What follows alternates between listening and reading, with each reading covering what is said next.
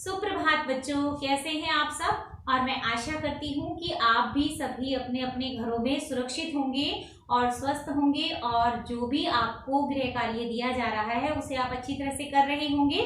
तो बच्चों, आज मैं चौथी कक्षा का तीसरा अध्याय लेकर आपके समक्ष प्रस्तुत हुई हूँ। तो अब तीसरे अध्याय में क्या है, उसका नाम क्या है, गलती मेरी थी। ठीक है, इसमें क्या दिया हुआ है बच्चों, दोस्ती का जो महत्व है उसके बारे में बताया गया है। अच्छा, मुझे एक बात बताइए, आप अपने जिन जिन दोस्तों के साथ खेलते हैं, क्या वो दोस्त आपको पसंद होते हैं? होते हैं ना। आप उनसे बातें करना, उनके साथ अपनी चीजें शेयर करना या फिर उनके साथ खाना खाना पसंद करते हैं ना। ठीक है ना, यानी जीवन में दोस्ती का बहुत अधिक महत्व होता है और बचपन की दोस्ती का तो खासकर बहुत ही अधिक ज्यादा महत्व होता है। ठीक है ना। तो बच्चों, कई बार ऐसा होता है कि आपका दोस्त जो है वो आपसे कुछ ऐसी बातें कह देता है जिससे आपको गुस्सा उठ जाता है ना। कई बार वो ऐसी बातें करता है ना हमारे सामने कि हम क्या कहते हैं, तेरे से तो मैंने बात ही नहीं करनी है ना। ऐसा ही होता है ना। तो बच्चों, जो दोस्त होते हैं हमारे, जो हमारे साथ खेलते हैं, बातें करते हैं, कई बार वो हमारी भलाई के लिए भी हमें जो है ऐसी बातें कह देते हैं कि जिनसे प्रेरणा पाकर हम अपने जीवन में बहुत आगे बढ़ जाते हैं। तो ये कहानी जो है गलती मेरी थी, वो कुछ इस प्रकार की ही कहानी है। तो उसके बारे में आइए पढ़ते हैं। सबसे पहले अपनी पुस्तक में जो तीसरा अध्याय है उसे खोलो फटाफट, ठीक है, और मेरे साथ अच्छी तरह से उसे पढ़ो। तो आइए शुरू करते हैं। जब भी मैं अपने पुराने दोस्तों के बारे में सोचता हूँ तो मेरी आंखों में नीरज का चेहरा, अब लेखक का दोस्त कौन था, नीरज था ना। तो नीरज का चेहरा आंखों में तैरने लगता है। आंखों में तैरने का मतलब होता है सब कुछ याद आना, यानी अपनी बचपन की जितनी भी बातें थी, नीरज का चेहरा देखते उसे सारी बातें बचपन की याद आने लगती हैं। नीरज मेरे बचपन का दोस्त है। मुझे अपना बचपन जिस उम्र तक याद है वहां तक मैं उसे अपने साथ ही खेलते हुए पाता हूँ। यानी जो लेखक है वो अपने दोस्त को अपने साथ खेलते हुए ही पाता है। नीरज और मैं एक ही कक्षा में पढ़ते थे। वह मेरा पड़ोसी था। पड़ोसी का मतलब होता है जो मेरे घर के पास में रहता है, वो क्या होता है, हमारा पड़ोसी होता है। समझ में आई। आगे देखिए, इसलिए ज्यादातर समय हम साथ साथ ही रहते थे। मुझे अच्छी तरह से याद है कि जब हम चौथी कक्षा में पढ़ते थे तो उसे सारे पाठ याद थे। यानी नीरज कैसा था, एक होशियार बच्चा था। ठीक है, और जो लेखक है वो कैसा था, एक नॉर्मल बच्चा था। लेकिन जो नीरज को सारे पाठ याद हो जाते थे और मुझे हैरानी होती थी। हैरानी का मतलब होता है बच्चों आश्चर्य, कि मुझे, लेखक यहाँ क्या कहता है कि मुझे हैरानी होती थी कि इतने सारे पाठ नीरज, यानी इतने सारे प्रश्न होते हैं, वो नीरज कैसे याद कर लेता था। चाहे किसी भी विषय का प्रश्न हो उसे सबका उत्तर आता था। जब कभी कोई बात मेरी समझ में नहीं आती तो और मैं अध्यापक से पूछने से डरता था।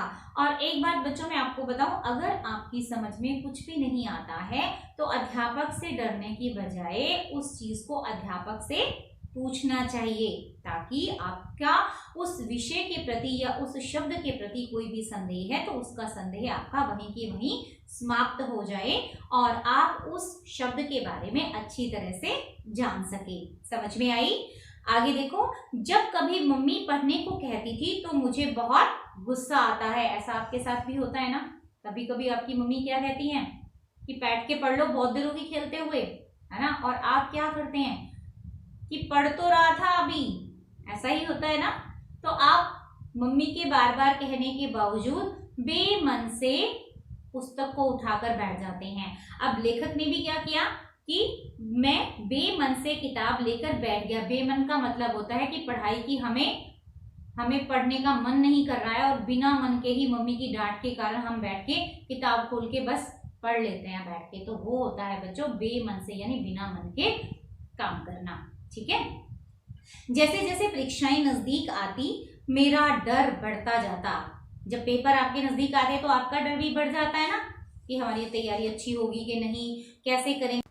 इतने सारे प्रश्नों के उत्तरों का रटना मेरे बस की बात नहीं थी, यानी लेखक के बस की बात क्या नहीं थी, बहुत सारे प्रश्नों का उत्तर रटना। आगे देखो, मैं घबराकर अपनी परेशानी नीरज से कहता था, तो वह मदद करने की बजाय मुझे कक्षा में ध्यान से पढ़ने के लिए कहता। यानी अगर आप अपने दोस्त को कोई भी बात कहते हैं और आपका दोस्त कहता है कि तुम ध्यान से पढ़ो, तो ये बात गलत नहीं है ना बच्चे, ये हमारे फायदे के लिए ही होती है ना। ठीक है, आगे देखो, एक दिन की बात है, हमारी परीक्षाएं शुरू हो गई थी। मेरी पहली परीक्षा हिंदी की थी। तो यहाँ से एक इंटरनल जो प्रश्न है आपका निकल कर आता है कि लेखक की पहली परीक्षा जो है वो किस चीज की थी, हिंदी की। ठीक है, मैंने परीक्षा के समय नीरज से कुछ कठिन शब्द क्या होते हैं, ऐसे शब्द जिनका उत्तर देना मुश्किल होता है, यानी थोड़े से मुश्किल शब्द कह लीजिए, कठिन शब्दों के अर्थ पूछने चाहे, किंतु उसने साफ मना कर दिया। यानी लेखक ने अपने दोस्त से कुछ कठिन शब्दों के अर्थ पूछने चाहे, पर उसके दोस्त ने क्या कर दिया, मना कर दिया। अब यहाँ से प्रश्न निकल के आता है कि क्या लेखक को उसके दोस्त ने कठिन शब्दों के उत्तर बताए, हाँ या नहीं में, तो आप क्या कहेंगे, नहीं। ठीक है, आगे देखो, जब मैंने उससे दोबारा पूछा तो उसने अध्यापक से शिकायत कर दी। अध्यापक ने मुझे बहुत डांटा। परीक्षा समाप्त होने के बाद सभी बच्चों ने मेरा मजाक उड़ाते हुए कहा, तुम तो नीरज के पक्के दोस्त थे। नीरज का पक्का दोस्त कौन था, एक प्रश्न यहाँ से निकल कर आता है बेटा आपका कि नीरज का पक्का दोस्त कौन था, तो आप क्या लिखेंगे, लेखक नीरज का पक्का दोस्त था। कहाँ गई तुम्हारी दोस्ती, सब बच्चे जो हैं वो किसको चिढ़ाने लगे, लेखक को चिढ़ाने लगे कि अरे ये तो तुम्हारा बहुत पक्का मित्र था, क्या वो तुम्हें कठिन शब्द भी नहीं बता सकता था, है ना। तो लेखक क्या था, चिढ़ गया उन दोस्तों से, और अरे तो लेखक ने क्या कहा, अरे इससे दोस्त ना होना अच्छा, यानी सब बच्चे उसे चिढ़ाते हुए क्या कहने लगे, अरे ऐसी दोस्ती से तो दोस्ती होना ना होना ही बहुत अच्छा है। बच्चों की बातें सुनकर मुझे यानी लेखक को बहुत बुरा लगा। मेरे सबसे पक्के दोस्त ने मुझे धोखा दिया था, यह सोचकर मैं भी बहुत दुखी था, है ना। आगे देखो बच्चों, यहाँ से एक प्रश्न निकल कर आता है कि दुखी लेखक जो है वो दुखी क्यों था, क्योंकि उसके मित्र ने उसे कठिन शब्दों के अर्थ नहीं बताए थे, उसे धोखा दिया था, है ना। आगे देखो, उस दिन से मैंने उससे बात नहीं की, और जबकि आपके दोस्त की आप किसी के साथ अगर लड़ाई हो जाती है, आपकी अपने किसी भी दोस्त के साथ अगर लड़ाई हो जाती है तो क्या है, आप भी तो बातें करना बंद कर देते हैं ना उस दोस्त से, है ना, और कहते हैं इससे मैं बात नहीं करूंगा कभी भी, है ना। ऐसे ही लेखक ने भी अपने दोस्त नीरज से बातें करना बंद कर दिया। बात न करने से मेरे सामने एक बड़ी परेशानी खड़ी हो गई कि मैं नीरज से बात किए बिना नहीं रह सकता था। यानी लेखक अपनी हर बात किसको बताता था, अपने दोस्त को, और जब अब बात ही नहीं कर रहा था तो फिर अपनी जो छोटी छोटी बातें थी वो किसको बताए, किसी को नहीं बता सकता था। आगे देखो, नहीं कर सकता था, बात करने के लिए उससे कह भी नहीं सकता था, क्योंकि बात तो खुद लेखक ने ही बंद की थी, तो वो उससे बात करने के लिए कह भी नहीं सकता था। किसी तरह से 2 दिन बीत गए। जब मुझसे रहा नहीं गया तो मैंने अपनी सारी बात किसको बताई, मम्मी को बताई। अब मान लो आपके स्कूल में कुछ बात होती है, तो सबसे पहले आप अपनी बात को जाकर किसको बताते हैं कि मम्मी आज स्कूल में ऐसे हुआ था, आज अध्यापक ने स्कूल में ऐसे कहा था और मैंने ऐसे जवाब दिया। आप ये सारी बातें किसको बताते हो, मम्मी को बताते हो ना। इसी तरह से लेखक ने भी अपनी जितनी भी 2 दिन पहले की जो बातें थी वो किसको बताई, मम्मी को बताई। मम्मी ने उसे समझाते हुए कहा, बेटा तुम और नीरज एक ही कक्षा में पढ़ते हो और अच्छे दोस्त हो, फिर भी तुम्हें उससे नकल की बात नहीं करनी चाहिए थी। यानी लेखक ने नकल कैसे की, क्योंकि वो कठिन शब्दों के परीक्षा में कठिन शब्दों के अर्थ पूछ रहा था ना, तो ये बात क्या होती है, गलत होती है ना। हम अपना काम स्वयं याद करके जाएं ताकि हमें परीक्षा में किसी से पूछने की जरूरत ना पड़े। तो मम्मी ने क्या समझाया कि बेटा परीक्षा में नकल करना, चाहे नीरज तुम्हारा अच्छा दोस्त है, लेकिन परीक्षा में नकल करना बुरी बात है, अच्छी बात नहीं है। अब बेटा अच्छा दोस्त वह नहीं होता जो आपकी हर गलत बात को माने। यानी आप उससे कहें आज मुझे ये खाना है और आपका दोस्त आपकी हर बात को माने तो वो असली और पक्का दोस्त नहीं होता है। ठीक है, जो आपको गलत काम करने से रोके वही आपका असली दोस्त होता है, वही आपका पक्का दोस्त होता है। और नीरज ने तुम्हें पढ़ने के लिए प्रेरित करके कोई गलत काम नहीं किया। रही बात पाठ याद ना होने की, तो पाठ को रटने की जरूरत नहीं होती। बच्चों, किसी भी चीज को रटने की, प्रश्न उत्तर है, कठिन शब्द है या शब्दार्थ है, किसी भी चीज को आपको रटने की जरूरत नहीं होती है।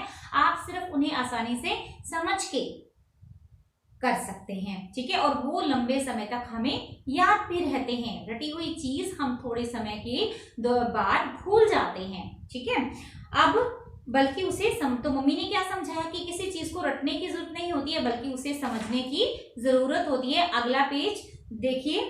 आओ मैं तुम्हारी अगली परीक्षा की तैयारी करवा देती हूँ। ये बात किसने कही थी कि आओ मैं तुम्हारी अगली परीक्षा की तैयारी करवा देती हूँ? मम्मी ने।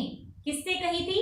लेखक से कही थी। ठीक है, मम्मी ने मुझे बहुत अच्छे ढंग से पाठ पढ़ाया। पाठ किसने पढ़ाया? मैं साथ साथ इंटरनल प्रश्नों के उत्तर भी देती जा रही हूँ बेटा आपके। ठीक है, तो पाठ किसने पढ़ाया था? मम्मी ने पढ़ाया था। मुझे सारे आसानी से पाठ जितने भी मम्मी ने पढ़ाए वो समझ में आ गए। मैंने परीक्षाओं में जितने भी सारे प्रश्नों के उत्तर आए थे उनका फटाफट से उत्तर दे दिया। जितने भी प्रश्न आए थे उनका फटाफट से मैंने उत्तर दे दिया। फिर तो मैंने मम्मी से पाठों को समझकर बाकी सारी परीक्षाएं दी। लेखक ने किससे पाठ समझकर अपनी परीक्षाएं दी? मम्मी से पाठ समझकर। ठीक है, परीक्षा परिणाम आया। परिणाम का मतलब होता है जो रिजल्ट होता है आपका भी रिजल्ट आता है ना, तो ऐसे ही लेखक का भी रिजल्ट आया और सब दंग रह गए। दंग का मतलब होता है हैरान रह जाना, आश्चर्यचकित रह जाना। समझ में आई? पहली परीक्षा को छोड़कर, पहली परीक्षा कौन सी थी लेखक की?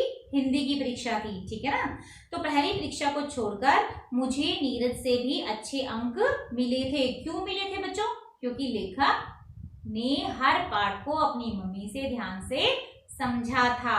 और ये किस कारण हुआ? अगर नीरज उसे नहीं कहता कि तुम अपनी पढ़ाई करो तो शायद वो अपनी पढ़ाई नहीं करता, है ना। तो जब नीरज ने मुझसे इसका कारण पूछा तो मैंने बात न करने का इरादा टाल दिया। यानी जब नीरज मुझसे बोल पड़ा तो मैं भी उससे बात करने का इरादा मैंने भी उससे बना लिया। और जब अब लेखक ने नीरज से क्या कहा कि यह सब तुम्हारे कारण हुआ है। यानी किसके कारण हुआ है? नीरज के कारण हुआ है। यदि तुम मेरी मदद नहीं की तो बच्चों ने मेरा बहुत मजाक उड़ाया। यानी जब तुमने मुझे कैसी मदद नहीं की नीरज ने, कठिन शब्दों के अर्थ नहीं बताए थे ना, तो बच्चों ने मेरा बहुत मजाक उड़ाया और मुझे बहुत बुरा काल लगा था। मैंने मम्मी से शिकायत की तो मम्मी ने मुझे समझाया और मम्मी ने बाकी सारी परीक्षाओं की तैयारी भी करवाई। तुमने मेरी मदद ना करके अच्छा ही किया। यानी अब लेखक को समझ आ गया था कि उसके दोस्त ने उसकी मदद ना करके एक अच्छा काम किया ताकि लेखक पढ़ सके और अच्छे अंक प्राप्त कर सके। ठीक है, तो अब लेखक ने क्या कहा कि गलती मेरी ही थी। अपने दोस्त से माफी मांगी कि नीरज मुझे माफ कर दो दोस्त। यह सुनकर नीरज भी बहुत खुश हुआ और उसे गले लगा लिया। ठीक है, और अब प्रश्न एक निकल के आता है कि लेखक ने किससे माफी मांगी? अपने दोस्त नीरज से। ठीक है, धीरे धीरे एक वक्त ऐसा आया कि गांव के साथ साथ उसका भी साथ छूट गया। यानी अब बच्चे जो हैं बड़े हो गए थे और जब कभी उसकी याद आती है तो मन करता है पंख लगाकर गांव पहुंच जाऊं और खूब बातें करूं। पंख लगाकर उड़ना यानी पंख लगाकर पहुंचना यानी जल्दी जल्दी पहुंचना। तो ये था आपका पाठ 3। और जीवन में सच में बच्चों दोस्त का बहुत महत्व होता है। दोस्त हमारे लिए क्या होता है? बहुत ही महत्वपूर्ण होता है। ठीक है, तो अब मैं आशा करती हूँ कि आपको ये पाठ समझ आ गया होगा। ठीक है, तो तब तक के लिए मैं आपसे विदा चाहती हूँ। अलविदा बच्चों।